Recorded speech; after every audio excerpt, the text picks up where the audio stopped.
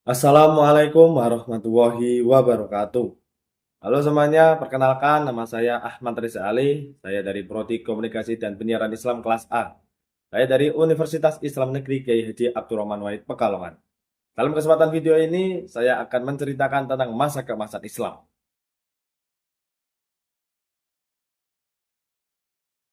Masa keemasan Islam atau The Golden Age of Islam merupakan periode di mana dunia Islam berada di puncak kejayaan dalam bidang ilmu teknologi, ilmu pengetahuan, dan seni budaya.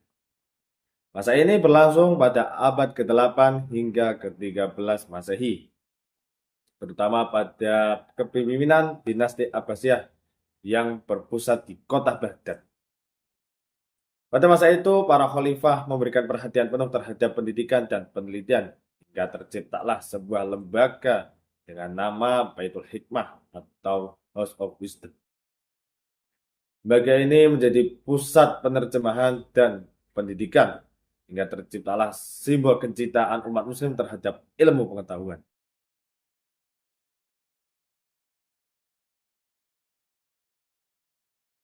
Di Baitul Hikmah, para ilmuwan muslim menerjemahkan karya-karya besar dari Yunani, Persia, dan India ke dalam bahasa Arab. Namun, tidak sampai di situ saja. Mereka juga mengembangkan teori baru, melakukan penelitian, hingga menemukan konsep-konsep ilmiah yang akan menjadi dasar kemajuan ilmu pengetahuan modern. Masa itu, kota Baghdad menjadi pusat peradaban dunia, di mana banyak sekali bangunan-bangunan megah seperti perpustakaan yang megah, observatorium, dan banyak lembaga pendidikan di mana-mana. Semangat menuntut ilmu menjadi budaya utama umat muslim. Semua ini berlandaskan pada ajaran Al-Quran, terutama pada wahyu pertama, yaitu Iqra, yang memiliki arti bacalah.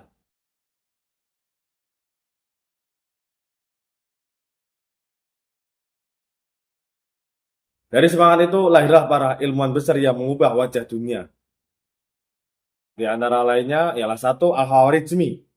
Beliau ahli matematika. Al-Khawarizmi sendiri memperkenalkan aljabar dan algoritma yang jadi dasar komputer atau teknologi saat ini. Yang kedua ialah Ibnu Sina. Ibnu Sina menciptakan sebuah buku dengan judul Al-Qanun fil Al-Tib. Buku ini menerangkan atau menjelaskan tentang ilmu kedokteran. Ilmu ini digunakan oleh bangsa-bangsa Eropa kurang lebih selama 5 abad. Yang ketiga ialah Al-Haytham. Beliau dijuluki sebagai bapak optik. Beliau menemukan konsep cara kerja mata dan teori cahaya yang menjadi dasar ilmu fisika.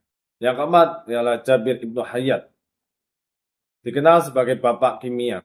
Beliau menemukan teknik destilasi dan eksperimen laboratorium yang menjadi pondasi ilmu kimia saat ini. Selain mereka, ada pula Ibnu Rushd, Al-Kindi, dan Al-Farabi yang mengembangkan pemikiran filsafat, logika, dan etika.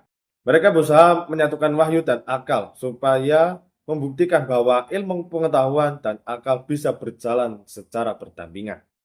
Kemajuan Islam pada masa itu tidak hanya terlihat di bidang ilmu pengetahuan, tetapi juga dalam seni, budaya, arsitektur, dan pemerintahan. Kota Cordoba di Spanyol menjadi salah satu pusat ilmu pengetahuan terbesar di dunia. Di sana berdiri ribuan sekolah, perpustakaan, dan rumah sakit. Pada masa ketika Eropa masih berada dalam kegelapan, Cordoba justru bersinar terang sebagai kota ilmu dan kebudayaan.